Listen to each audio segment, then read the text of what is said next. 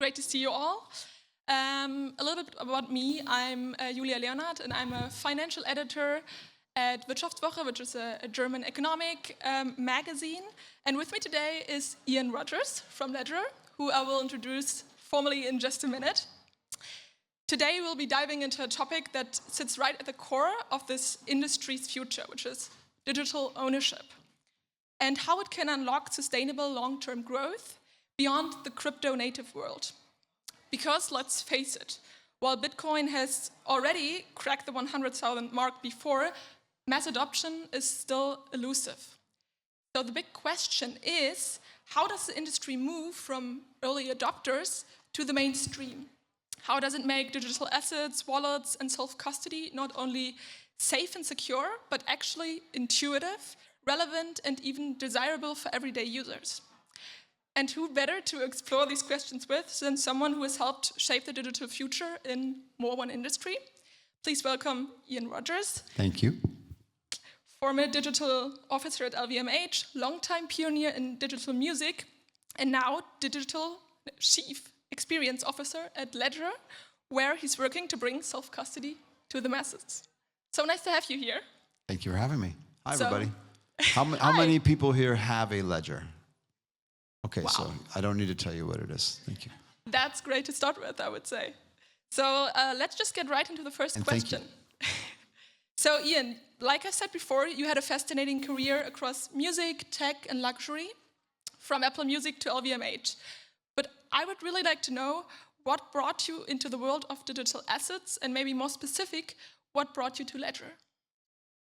So, you know, I grew up in Indiana, in the middle of America, and I started working with computers when I was 8 years old because my stepdad had them in the house, and I was a record collector from the age of 5. So I've always just loved technology, and I've always loved culture. And so I was just told this story in the lobby, but I'd learned about Bitcoin early. But I looked at it through this digital media lens. I was part of the team that made Nutella, which was the first, true peer-to-peer. Napster had this problem; it was suable. So the question was, how do you take, Napster out of the middle and actually have something that's truly decentralized?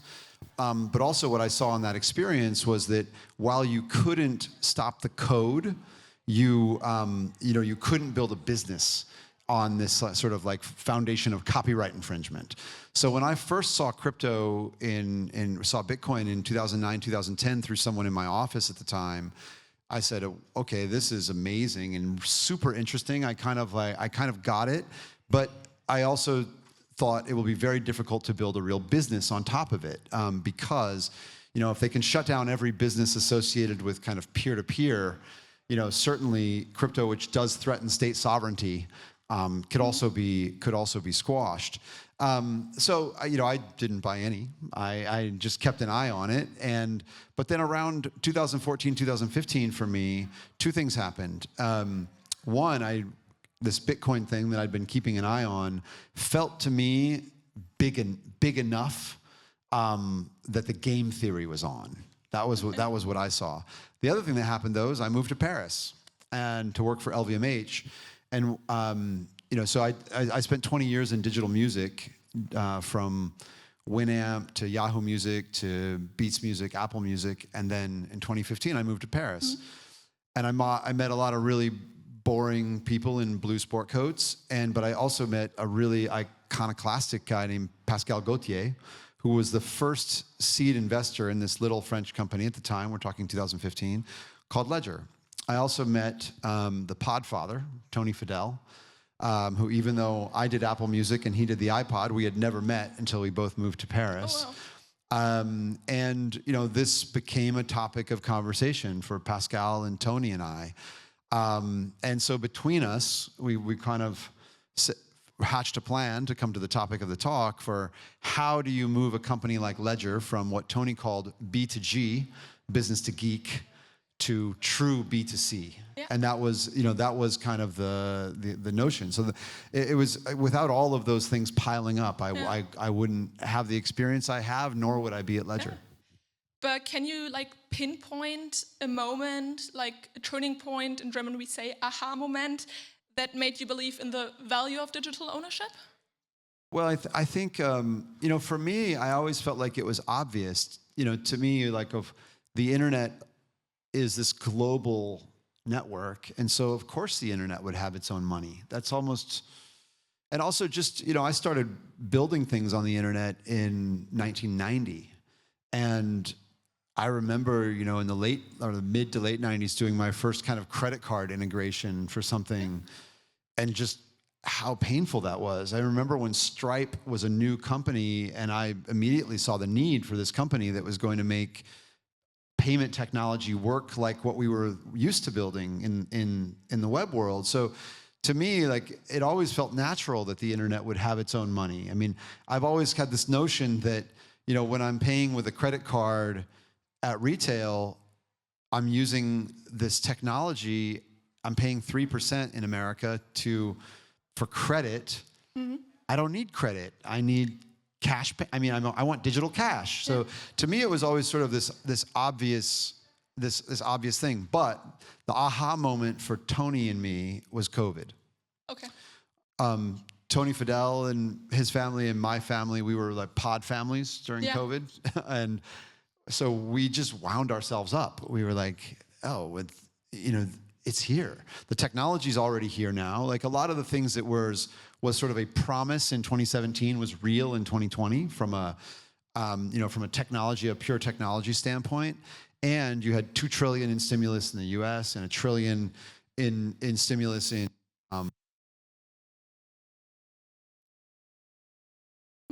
I can speak loud. Oh, we're back. Okay. And so to me, that was the moment where it was all in. Okay. It was like, this is inevitable, but now's the moment. Yeah, that was what I wanted to ask now. Following up, why do you think digital ownership today matters more than ever?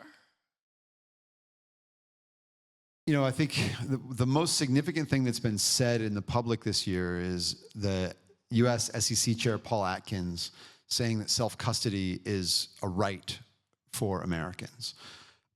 He is correct. I'm just very surprised that a sitting SEC chair said such a thing. Without property rights, you don't have freedom. And so have we lived digital lives, and we live in a digital world. I think that what Balaji Srinivasan says in terms of this move from God to state to network over the past 500 years is correct. But if that's true, then you must have digital property rights. You must. If you don't, then you don't have freedom. Whether you exercise them or not is up to you, right? You can own the ETF if you would like. That's fine. But at the heart of that is still permissionless money. And the fact is that the asset that you hold in that ETF does not have the same value if that money is not permissionless. So, really, if not self-custody, why crypto? Yeah. And if you can't answer that question, please think hard enough and long enough until you can. We are not building the next PayPal or Visa International, or we are building something that's fundamentally different. That permissionlessness in the permissionless money is crucial. Okay.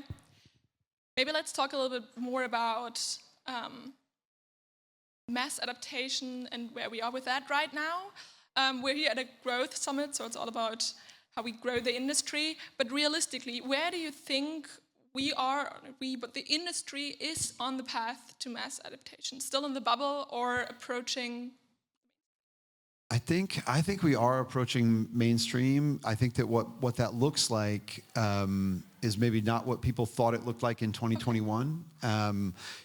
We've always believed, and I think it's correct, that the internet has this sort of fundamental brokenness, in passwords, right? I mean, Internet 1.0 was username and password, and 2.0 was log in with Facebook, log in with Google, log in with Apple. It's really like, who owns you is the question you're supposed to answer first. I think that's where the notion of Web3 is powerful, because log in with your credentials, which you own, and retrieve the preferences which you own and be in control of your own preferences is a much more powerful paradigm than all of your preferences living behind thousands of websites out there. So I think some version of that is inevitable. I think though that that's a lot of what this sort of 21-22 cycle was about. It's where, kind of this, look, I was at, Gary V's VCon in 2022, where we had 15,000 people in a football stadium, wow. Each of whom owned, a VFriend basically. And, and that was a sort of a different vision of the world and digital ownership. The cycle was very much about DeFi and NFTs and very much about marketing and how can we kind of do CRM based on these digital tokens, that there's something to talk about in all of that. I think what you have in this cycle, though, looks actually much more like mainstream adoption, in that you're seeing this mingling of TradFi and crypto. And I think for the user, a lot of that will be invisible.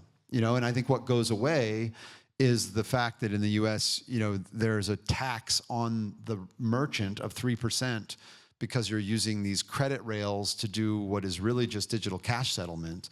And that will be mostly invisible to the customer. We've been kind of measuring how many people hold crypto.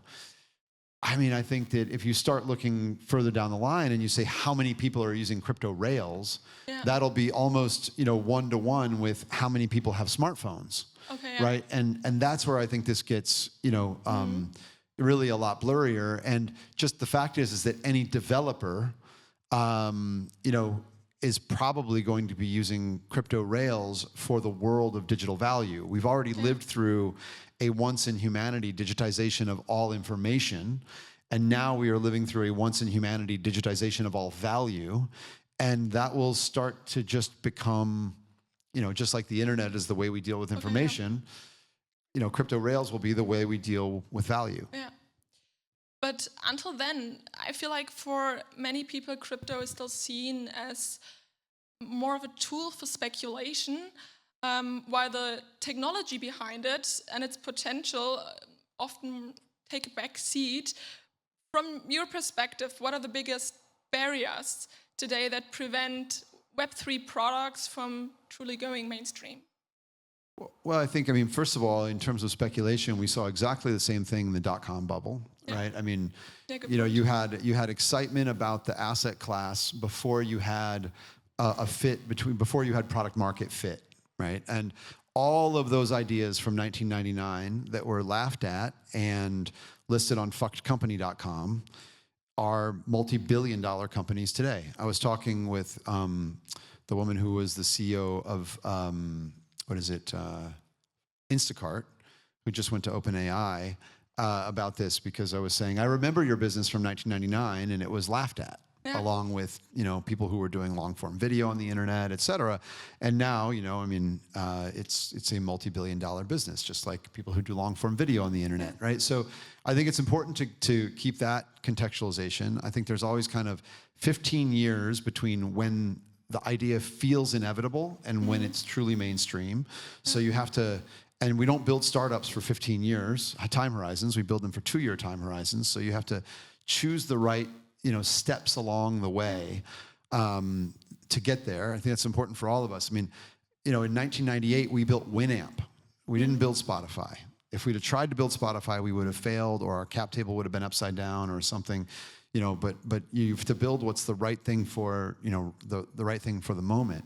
And I think a very, very, very big barrier to this mainstreaming has been regulation, particularly in the US. And so, there's no question that with this administration, where you get someone like David Sachs, who knows what they're talking about, where you get, an SEC chair like the one that I just mentioned, where you have, people in the administration who own crypto, understand crypto, and are not excluded from the conversation. Remember that Tim Wu was in, somebody help me, it was Obama or Biden administration, and it was Biden or Obama. It was Obama. Tim Wu, who, by the way, is fucking brilliant. If you haven't read his books, please do. Especially The Attention Merchants. You guys are marketers. You must read The Attention Merchants, because it will properly place advertising as theft in your brain, which is exactly what it is. It's attention stealing. It's stealing people's attention and selling it to someone else. And stealing is a crime, remember.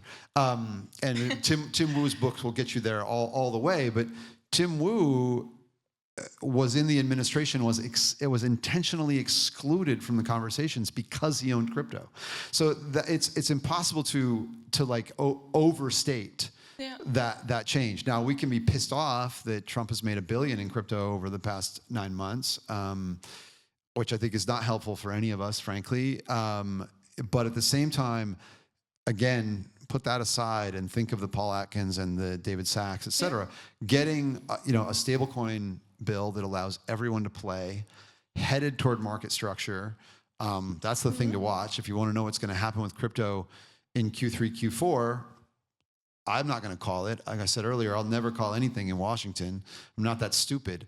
But, market structure is a big pivot point that'll have you can place your bets on that now. Start watching Polymarket about market structure, and start buying crypto to match. Yeah. That's a pretty good strategy, probably. But regulation has been that big thing in the way, and having that lane clear. And this is the thing this does is, first of all, retail hasn't come back, but BlackRock has.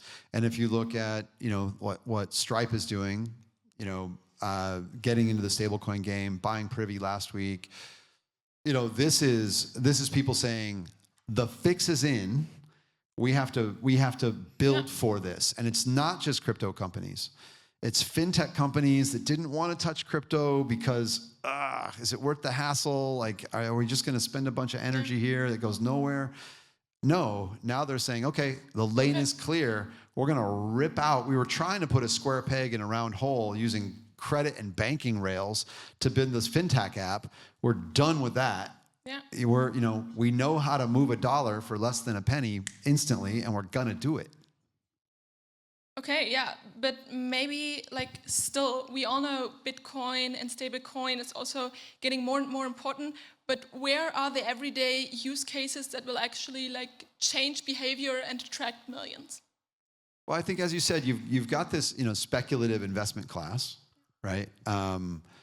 And look, let's be honest, Bitcoin is probably still the most asymmetric bet of our lifetime. We want to talk about brands. Bitcoin will probably be the best brand of our lifetime, right? And by the way, it's open source. If you want to use it, do. An incredible moment to be alive. Best performing asset of the last 12 years. If you're not buying Bitcoin on a weekly basis, then I don't know, call me in 10 years and we'll talk about it.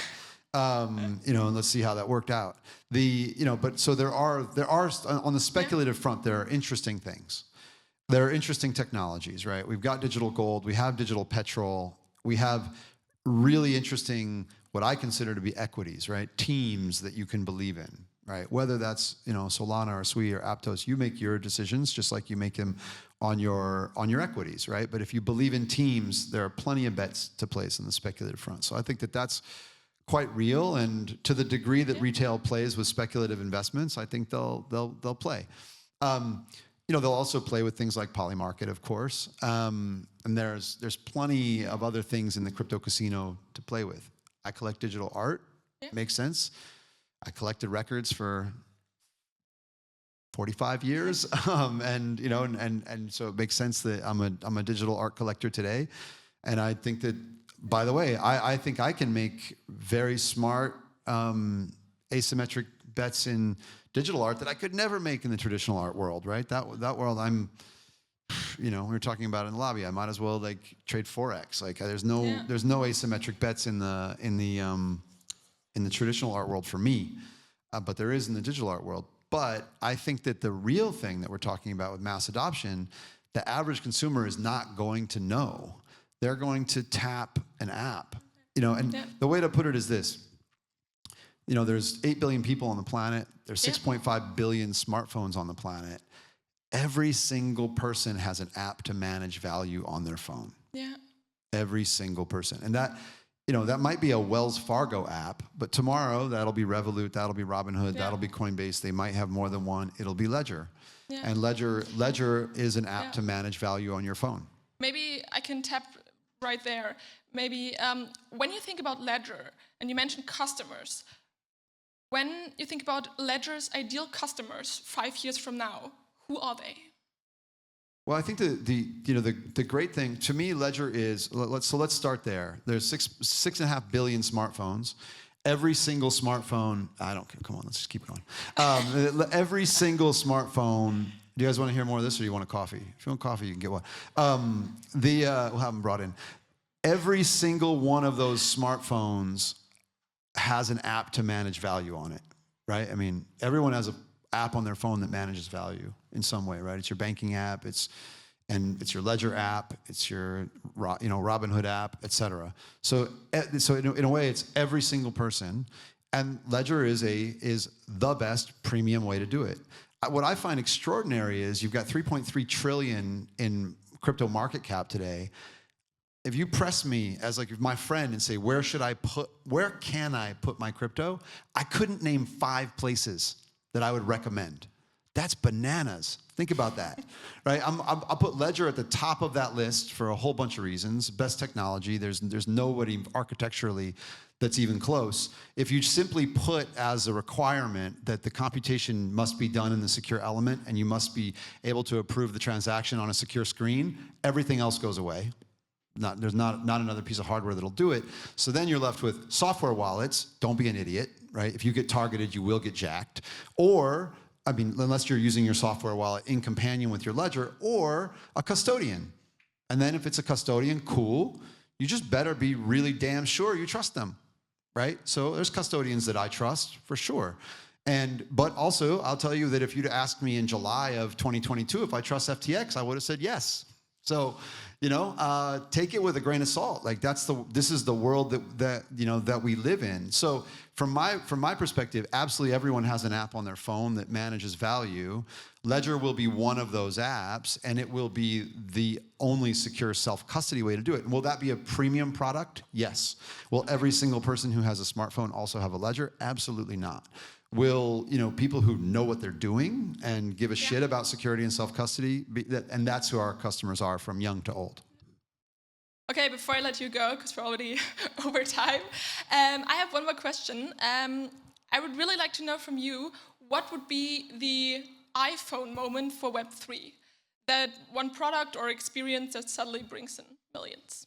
Yeah, I mean, I think the iPhone moment for Web3 will probably look like a secure iPhone, right? I think in any industrial transformation, you have an unbundling and a rebundling, right? So, in the late 90s, we unbundled the compact disc into first MP3s and then 99-cent downloads, and ultimately, it was rebundled into a subscription service, right? And you can in pretty much any industrial transformation, you can pinpoint the unbundling and the rebundling.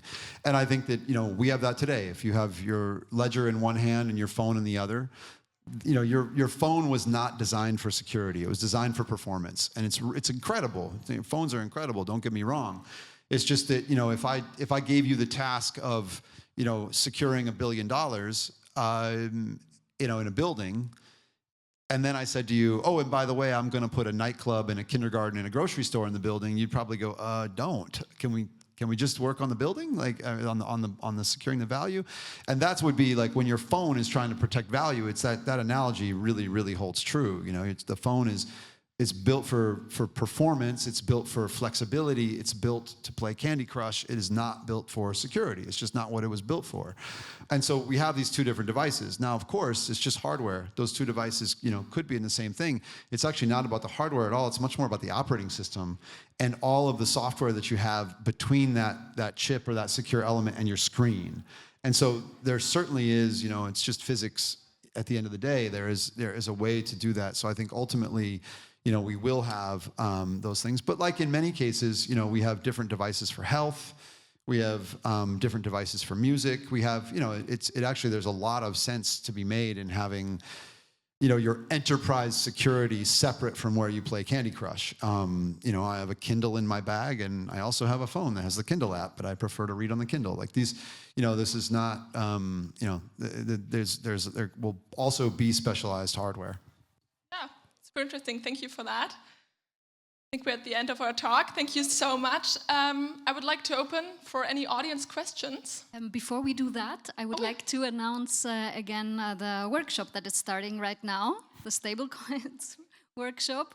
Sure. Yes, and we can actually have one more question from the audience. It's fine. We have like 5 more minutes. Yeah. So, are there any audience questions? I have a quick one. Are you rooting for the Indiana Pacers? You know, no, but I can't tell you why not. Oh no! Watch this. Watch this space. Watch this space. It's a good question. I'm from Indiana, so it's a good question. But maybe someone else? Just out of curiosity, have you ever convinced playing music NFTs from a Ledger device at some point in the future? NFTs from a Ledger device? No, I don't really think that. Again, you know, I never want to solve a problem that's already been solved. And so, given I come from digital music and you know, and then now I'm at Ledger, I've had it. You know, even just yesterday, I had a long conversation about music in this space. But the reality is that, you know, we spent 25 years solving that problem, right? I started doing digital music in the early 90s, and people were like, what the fuck are you talking about? And now, hey Siri, play the Beatles, and the whole thing works, right? Like, that's just incredible. But people forget, we spent 25 years on that problem. In 1998, I would walk off stage with the Beastie Boys, going on the tour bus, and, you know, from like a DAT recorder, record into like a PCM file into a computer, so that I could make it into a MP3 file from the command line. So then I could have to explain to people that if they got a sound card and they got an MP3 player, here's how they could play this music on their computer. We take it for granted now. That's my point. I think it's really, really, really relevant, because we talk about, oh, it's so hard to use. People are never going to do this. You're betting against like industrious, inventive people when you say that, right? Because in 1998, the notion that there'd be this teeny, powerful computer in your pocket and you could say, hey, Siri, play the Beatles, and the Beatles would just start playing. That was insanity, and it was not that long ago, right? And so, but at the same time, once the problem's solved, walk away from it. Like, go up market into other problems. Playing music is a solved problem. Now, I do think, though, that digital collectibles, people buy NFTs for the exact same reason they buy vinyl. Exact. So if I'm a band, I'm going to do vinyl, and I'm going to do digital collectibles at the same time. And if I plot those two curves over 10 years, 10 years from now, I'm going to sell more digital collectibles than I am vinyl. 50% of people who are buying vinyl don't have a record player. They're buying it to collect. You know, we live digital lives. They will collect digitally. So I think that the answers to these questions are there if we puzzle through them. Sorry to keep you all. Go to the stablecoin workshop and tether to $3.